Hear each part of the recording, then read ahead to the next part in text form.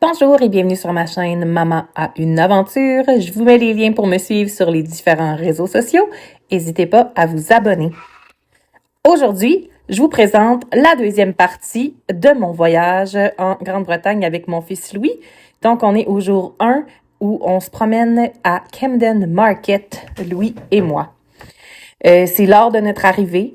Vous voyez, c'est super tôt le matin. On voit des images de notre petite visite. Honnêtement, c'était un de mes quartiers préférés. J'ai aimé ça, la diversité, puis un peu le côté artistique. On a descendu tout le long du canal jusqu'à ce qu'on atteigne Saint-Pancras Garden, où on a relaxé un peu et marché autour avant de continuer notre marche pour passer devant la plateforme 9 et 3/4 et se rendre au British National Museum. Par la suite, on avait un peu faim, donc on s'est rendu au Rock and Soul Place où on a pu déguster un gigantesque fish and chip, tellement que Louis est tombé endormi. Après son roupillon, on a poursuivi notre route vers Neal's Yard, que je trouvais vraiment magnifique. C'est petit, mais c'est beau. Puis, pour finir la journée à Sky Garden. Ma photo fait vraiment pas justice à la beauté des lieux. Le lendemain, jour 2, on visite le Musée des Transports de Londres où on peut découvrir tout l'historique puis l'ingéniosité derrière la construction. C'est la journée de Louis. On se rend ensuite à Trafalgar Square où on peut apercevoir plein de bâtiments importants de Londres. Et je dis bien apercevoir parce que Louis, sa priorité, c'est le magasin de Lego et par la suite, le magasin de M&M. Donc, ce sera pour une autre fois que je pourrai visiter ces musées-là. C'est quand même mignon, même si c'est super capitaliste comme site. On poursuit notre visite à Leicester Square. Je suis pas capable de dire ça. Mais on voit plein de petites statues de personnes importantes dans notre imaginaire. C'est une journée pluvieuse, donc on décide de se reposer après. Le lendemain, on se dirige vers le Kensington Palace. C'est magnifique, je trouve ça vraiment beau. On a 3 expositions différentes qui nous permettent d'en apprendre un peu plus sur l'histoire de ce palais-là. On voit même le bling-bling. Après, on avait besoin des animaux, donc on est allé dans Kensington Garden s'imprégner de leur présence. Avant de poursuivre notre route vers les écuries royales. J'ai trouvé ça magnifique. On a vu des chevaux, mais très peu. Magnifique, mais je trouve ça quand même un peu ridicule de dépenser autant d'argent pour des carrosses et des tours à Buckingham Palace alors qu'il y a des gens qui meurent de faim. Donc voilà, fin de journée, Peggy's Portion Cakes pour l'afternoon tea, c'était magistral comme expérience. Je le recommande fortement. Et c'est à proximité de où on finit notre journée, à la comédie musicale Wicked. Au jour 3, on se paye un tour de bus dans les Cotswolds. J'ignore si je le dis convenablement.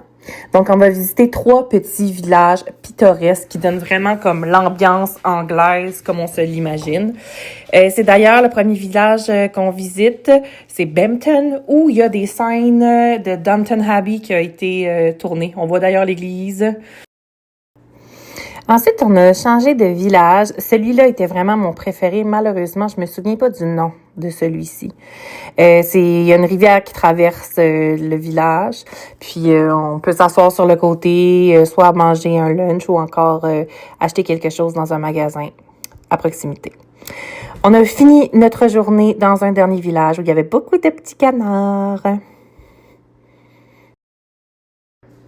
Le lendemain, c'est consacré à marcher le long des 2 rives de la Tamise jusqu'à finalement atteindre le Borough Market.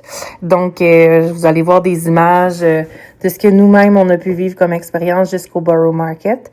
On voulait absolument essayer les fraises au chocolat qui, honnêtement, pour vrai, moi, j'ai trouvé que ça en valait la peine. C'était super frais comme fraises.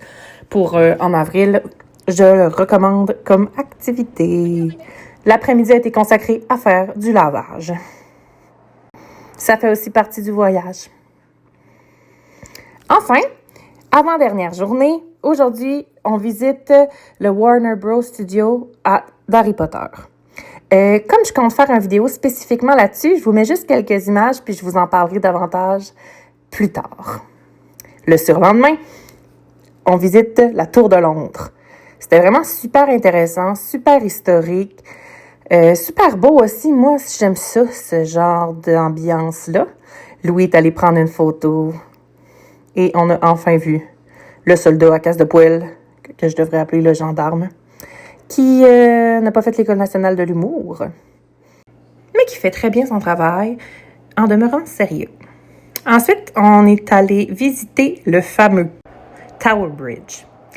Non seulement on a passé dessus, mais on a pu visiter l'intérieur où il y a une espèce de plaque en vitre sur le plancher au deuxième étage. Puis il y a aussi les turbines, donc on a pu voir vraiment comment ça fonctionnait quand le pont s'ouvrait. À notre descente du pont, on a visité un peu le canal et le quai qu'il y avait à côté avant d'aller dîner. Puis se diriger vers un parc que je trouve qui me fait penser un peu à l'ambiance du The Lord of the Rings. Parc dont je connais le nom, mais que je vais vous épargner la prononciation de ma part. C'est une ancienne église, en fait. C'était vraiment magnifique. Et enfin, dernière journée, on visite Notting Hill. On se déplace ensuite vers le fameux magasin de jouets Hamleys. Mon budget me permettait pas d'octroyer à Louis des achats extraordinaires. Par contre, j'ai accepté qu'il se Build-A-Bear, qui s'appelle Robert, qui servira de souvenir de ce magnifique voyage en Angleterre et en Écosse. C'était vraiment des magnifiques moments tout ça. Merci de me suivre!